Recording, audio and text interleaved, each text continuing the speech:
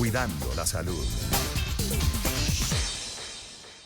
4:26 de la tarde. Bueno, la salud ocupa nuestra atención a esta hora y vamos a conversar con la doctora Aixa Díaz, gastroenterólogo, especialista en medicina interna, acerca de la gastroparesia. Bueno, la gastroparesia, para irlos introduciendo en lo que es esta patología, es una enfermedad que afecta el movimiento espontáneo normal de los músculos del estómago. También es llamado motilidad. Por lo general, las contracciones musculares fuertes impulsan los alimentos por el tubo digestivo. Pero si usted tiene gastroparesis o gastroparesia, la motilidad de su estómago se enlentece o directamente deja de funcionar, lo que impide que su estómago se vacíe correctamente. Precisamente para conocer más acerca de esta rarísima afección, hoy nos acompaña, como les decía, la doctora Aixa Díaz. Ella es gastroenteróloga, especialista en medicina interna, y me llama mucho la atención saber exactamente cuáles son los síntomas. Doctora, bienvenida a Agenda Éxitos y muchísimas gracias por aceptar la invitación al programa. Gracias a ustedes por la invitación. Muy buenas tardes para todos. Bueno, principalmente los síntomas que tenemos en los pacientes con gastroparesia es pacientes con vómitos persistentes, en los cuales son vómitos tardíos. El paciente come y posteriormente es que vomita, además de náuseas, saciedad precoz, una sensación de llenado postprandial. Exactamente, el paciente siente que ya no le pasan más los alimentos, ¿no? Además de esto, puede ir perdiendo peso al pasar del tiempo, debido a que como no se absorben adecuadamente estos alimentos, porque no pasan hacia el intestino delgado, donde ocurre la absorción, pues también puede presentarse anorexia y rechazo hacia la alimentación. Ahora, es una patología rara, conversábamos antes de entrar al aire, doctora, que no se da en todas las personas, pero suele ocurrir sobre todo en pacientes diabéticos, me comentaba. Sí, es una patología que es infrecuente. Una de las que más vemos es en los pacientes con diabetes mellitus, en los que hay una gastroparesia diabética, ¿sí? Pero también podemos tenerlos en pacientes con trastornos neurológicos, como la enfermedad de Parkinson, en pacientes con patologías inmunológicas o incluso pacientes con trastornos funcionales, como la gastritis o las dispepsias funcionales, que no tienen una causa estructural. Nosotros cuando hacemos la endoscopia en estos pacientes nunca vemos ninguna patología allí a nivel del estómago o del duodeno o a nivel del píloro que obstruya o limite el paso de los alimentos. Pero bien, al alterarse la motilidad, no hay paso de ellos hacia el intestino delgado. ¿Se confunde con otras patologías? Se confunde muchísimo con otras patologías hasta que no tengamos los estudios diagnósticos adecuados, ¿no? Pues podemos pensar que hay una obstrucción, una tumoración, un problema a nivel del esfínter, que es el píloro, en el que pasan los alimentos del estómago hacia el intestino. O sea, que es difícil de diagnosticar. ¿Hay que hacer muchos estudios antes de finalmente diagnosticarlo? Sí, hay que hacer bastantes estudios y sobre todo hacer una muy buena historia clínica, porque si no interrogamos adecuadamente al paciente cuánto tiempo lleva estos síntomas instaurados, pues nosotros no vamos a poder llegar a un diagnóstico adecuado. Y el paciente se va a diluir entre estudios y no va a tener finalmente el tratamiento. Una persona que en este momento está escuchando la entrevista, doctora, que tenga algunos de estos síntomas a los que usted acaba de hacer referencia, podría pensar, no, yo no creo que yo tenga eso. La pregunta puntual es, ¿esta es una enfermedad que tiene cura, que se puede tratar a tiempo, que se puede evitar, o simple y llanamente una vez que se padece no tiene cura, sino algún tratamiento para de alguna manera, pues, llevarla mejor? Esa es una muy buena pregunta, la que nosotros queremos, la respuesta que queremos darle a todos los pacientes. Fíjense, una vez que ya se ha instaurado la enfermedad, ella no tiene una cura definitiva, ya que es un trastorno crónico de la motilidad y del vaciamiento gástrico. Entonces, nosotros en estos pacientes lo que tenemos que hacer es mantenerlos bajo tratamiento, que generalmente es de inicio farmacológico para mejorar su vida. Sin embargo, actualmente hay ya unos dispositivos mecánicos en los que se cambia el marcapaso de la función motora del estómago. Es como un dispositivo eléctrico que nos va a disparar ondas de peristalsis. Acá. Y bueno, eso sí sería un tratamiento un poco más definitivo, sin embargo es bastante difícil poder optar a él, ¿no? Cuando habla de marcapaso, ¿es como un marcapaso que se pone en el corazón o esto qué se Precisamente, pone en el sí, estómago? así. Mm, Nosotros en el estómago, en su estructura anatómica, en la primera parte de lo que es la curvatura mayor del estómago, hay un marcapaso, alguien que dice, un punto estratégico que dice cómo va a ser este movimiento de las ondas peristálticas que nos ayudan a que los alimentos continúen por su vía digestiva para hacer la digestión totalmente. mm, Pero hay pacientes en los que se altera y nosotros ameritamos colocar este marcapaso para estimular eléctricamente. Y claro. hayan por lo menos 3 ondas de peristalsis por minuto, que es lo que deberíamos tener. Mm. Ahora le pregunto, doctora, ¿por qué ocurre esto? Bueno, se dice que es porque hay una alteración, principalmente en esto que veníamos hablando, ¿no? Sí. Del marcapaso. No se disparan bien las ondas, pero también pueden haber muchas otras razones. Y es que haya una onda de peristalsis en el estómago, pero cuando llega al píloro o a la primera porción, el bulbo duodenal del intestino delgado, este no se relaje adecuadamente, Mm, ya que deben estar coordinados estómago e intestino delgado para que haya la, el paso de los alimentos. Además, mm. que también puede ser por trastornos neurológicos, una neuropatía o una miopatía, que funcionen mal los nervios de este estómago o que funcione mal la musculatura del estómago. Mm. Cuando se asocia todo esto, pues allí tendremos la enfermedad. Cuando se habla de estos procesos neurológicos, doctora, también podría afectar a pacientes con Alzheimer, por ejemplo. Sí, de hecho Mm, está descrito en pacientes, en los pacientes mayores sí. ya puede haber mayor predisposición a la gastroparesia y Mm, bueno, uno ve abuelitos que generalmente ellos comen un poquitito y ya se llenan, no quieren más, sí. tienen estos síntomas. De hecho, hay pacientes en los que nunca sabemos cuál es la causa. Ujú. Algo muy importante es que en los pacientes con esclerodermia, que es una patología autoinmune, ellos también tienen gran predisposición a esta enfermedad y les afecta su calidad de vida. Mm, ¿y puede ocurrir la gastroparesia también en niños o esto solamente Puede, en puede adultos? ocurrir en niños, sí, Mm, pero es un porcentaje mucho más bajo, ya que los adultos somos los que más podemos padecer de esta patología. claro. ¿Y Ujú. se trata de la misma manera Sí, cuando es en niños, igual que en sí. los adultos? Ujú. Se trata, pues nuestra línea de tratamiento, lo principal va a ser mejorar, ya está, sabemos que está fallando el Ujú. movimiento de ese estómago, su motilidad, pues vamos a indicar unos fármacos que se llaman procinéticos, Ajá. que ellos mejoran la motilidad del estómago y de esta manera el paciente siente muchísimo alivio a lo que se va evacuando, Ujú. va mejorando y pasando los alimentos desde el estómago. Toda la sintomatología va a ser por esta distensión gástrica tan Claro, importante. claro. Yo me pregunto si hay como una especie de paralización en lo que es el sistema digestivo para graficarlo de una forma quizá hasta más, más fácil de comprender, ¿no? Ujú. Para nuestra audiencia y para mí. Yo también estoy aprendiendo a través de lo que usted nos está exponiendo, doctora.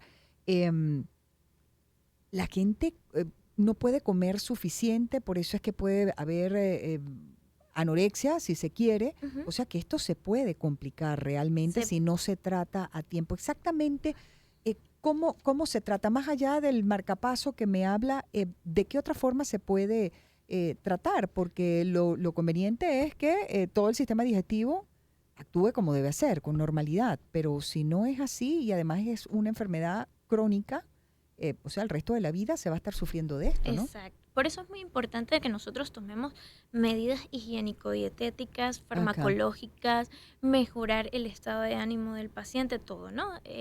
Cuando nosotros hablamos de las medidas higiénico-dietéticas, este es un paciente que tiene que comer en pequeñas porciones, ¿ok? Ujú. Son pequeñas porciones, predominantemente líquidos, que aporten nutrientes, ya que esta disminución de la motilidad a los líquidos es menor que a los sólidos. Los líquidos, Ujú. pues por gravedad, van a Claro, pasar más fácilmente. claro. Y pues se deberían determinar 5 porciones de alimentos muy pequeñas para que el paciente no llegue a sentir esta saciedad tan importante que genere el vómito o el episodio Claro, emético, ¿no? claro. Bueno, tenemos que hacer una pausa hasta ahora, doctora, pero me gustaría que en la próxima parte conversáramos acerca de la importancia de la salud del estómago. ¿Qué Perfecto. debemos hacer para cuidarlo? Y si hay la posibilidad de evitar padecer de gastroparesia. Es el tema que hoy me reúne con la doctora Aixa Díaz, gastroenterólogo especialista en medicina interna, para comprenderla mejor y, si es posible, evitarla. 4:37 de la tarde. Vamos a la pausa y regresamos en breve con mucho más de este tema aquí en Agenda Éxitos. Empezamos el año en su compañía. Circuito Éxitos. Caracas, Maracay, Puerto La Cruz, Puerto Ordaz, Barquisimeto, El Vigía, Guarenas, Guatire, Mérida, Táchira, Margarita, Maracaibo, Maturín. Circuito Éxitos. Melodías de siempre. Sonidos en primera fila.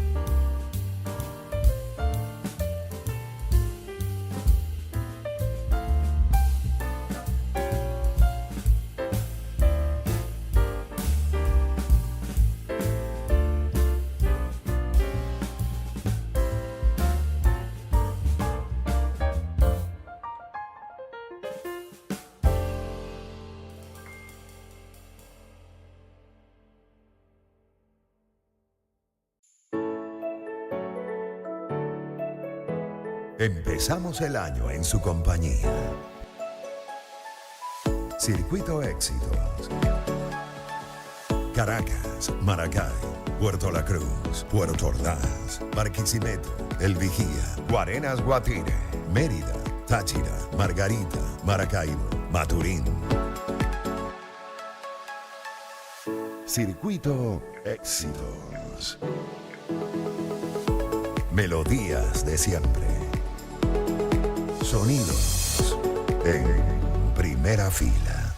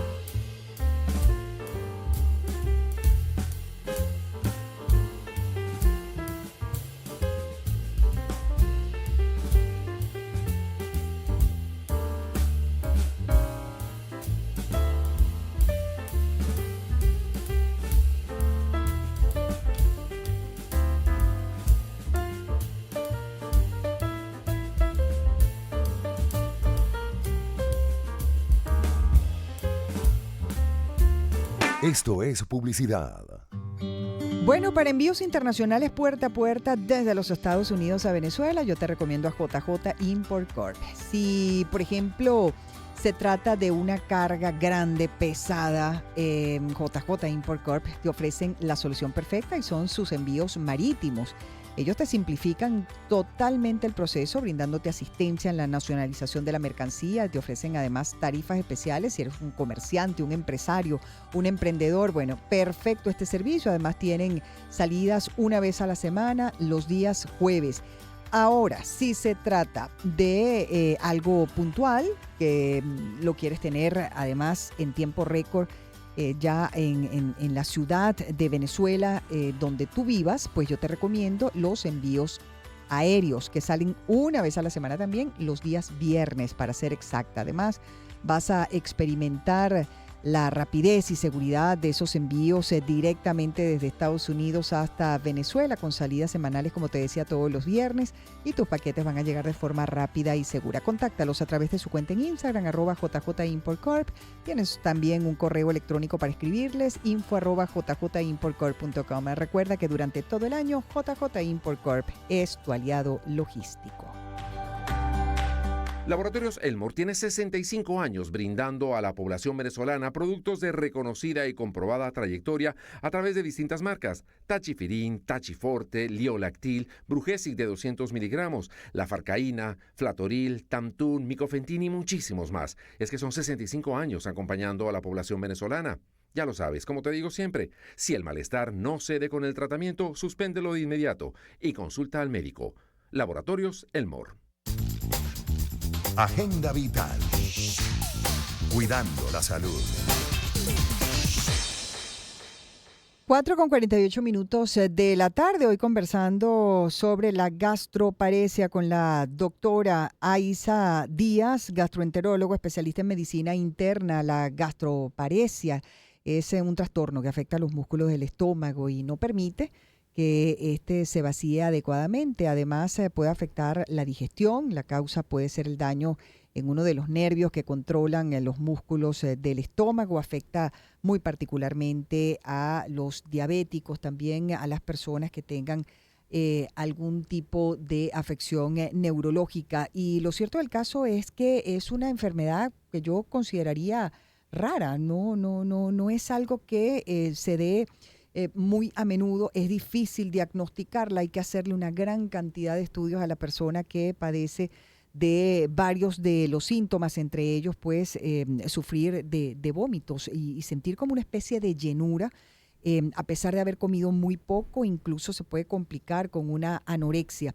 Pero le decía a la doctora Díaz, antes de irnos a la pausa, que me gustaría saber qué hacer para evitarla, si es que se puede evitar, o si esto es algo que nace con la persona, que se desarrolla por alguna razón particular en quienes finalmente pues padecen esta enfermedad. Bueno, por lo menos en los pacientes que tienen una gastroparesia por diabetes, ¿sí? En estos pacientes que tienen la diabetes, pues si nosotros logramos alcanzar un control metabólico en el que tengamos niveles de glicemia adecuados, estos pacientes pues sí vamos a retrasar la aparición de esta complicación, ya que pues tener un control metabólico es uno de los tratamientos fundamentales en la gastroparesia del paciente con diabetes.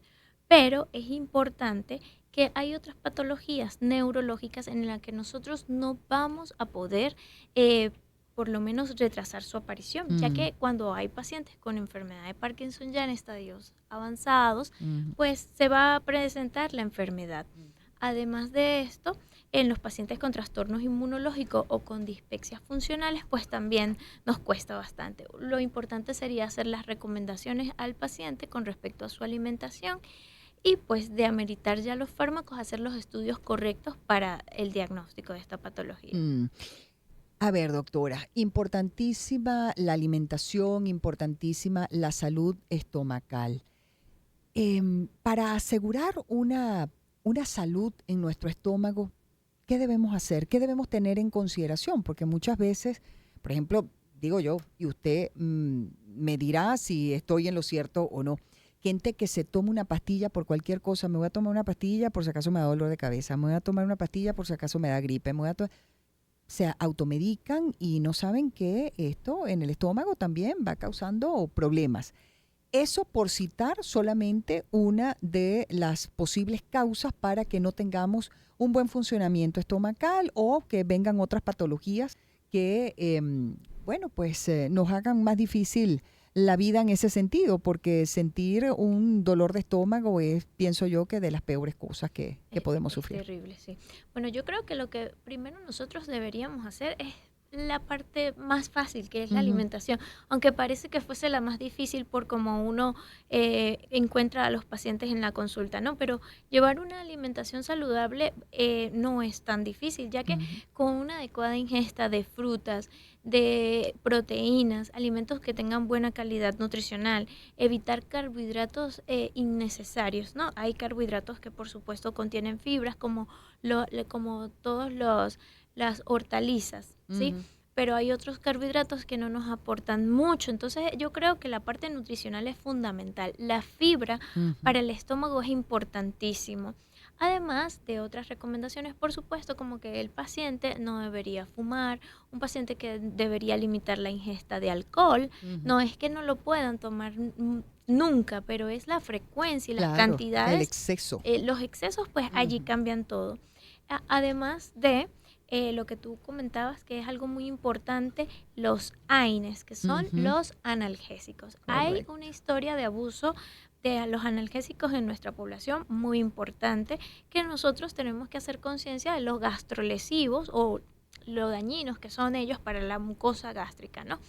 Y bueno, hay otras cositas como los condimentos, el picante, el exceso de cítricos en pacientes que ya tienen un diagnóstico previo de gastritis y descartar la infección de Helicobacter pylori. Ajá, Muy esa parte es importante. importante. Yo creo que con eso Ujú. podríamos llevar una muy buena salud digestiva. Sí, señor, porque además parece mentira, ¿no? Pero puede ser frecuente en muchas personas y no se sabe que se tiene, sino hasta que comienzan esos problemas estomacales que uno no sabe cómo definir.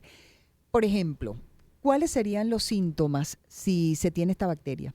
Bueno, los síntomas serían epigastralgia, que es dolor en la boca del estómago. Ujú. Además de eso, acidez, o nosotros decimos pirosis.